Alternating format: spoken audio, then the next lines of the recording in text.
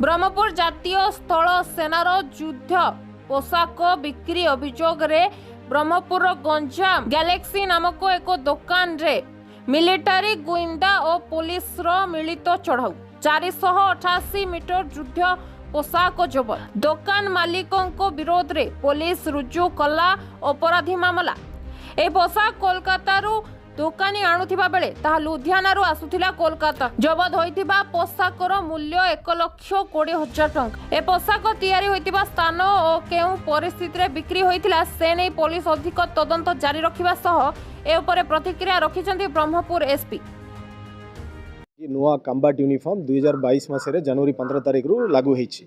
से लागू होइछि कोन पई पुराना यूनिफॉर्म बहुत लोक को बहुत परिमाण रे मिसयूज होउछि और मार्केट रे बिका होउछि ओली कारण रे एटा लागू होइतिला। सो ताकू रोकिबा पई नुआ आर्मी यूनिफॉर्म आसीछि। ता संगे गोटे आयन भी आसीछि गोटे ला भी आसीछि दैट आर्मी कैंटीन छाड़ी कि आउ किए भी एटा बिकी परिबे नै बोली आयन मध्य अछि। सेटा एमाने जानि नथिले एमाने कोलकाता रो आनी कि बिकिचंती कोलकाता पार्टी लुधियाना रो आनिचंती बोली हमकु पाकर खबर अछि। एटा गोटे एफआईआर होइछि 420 और कॉपीराइट एक्ट सेक्शन रे एफआईआर राजू होइछि। आमे एटा तदन करूछि जे लोक किणुचंती से माने आर्मी लोक कि अन्य लोक किणुचंती किए किणुचंती सेटा हम तदन करिवु। रंगाइलुंडारो संदेश कुमार साहू को रिपोर्ट टाइम्स ओडिया।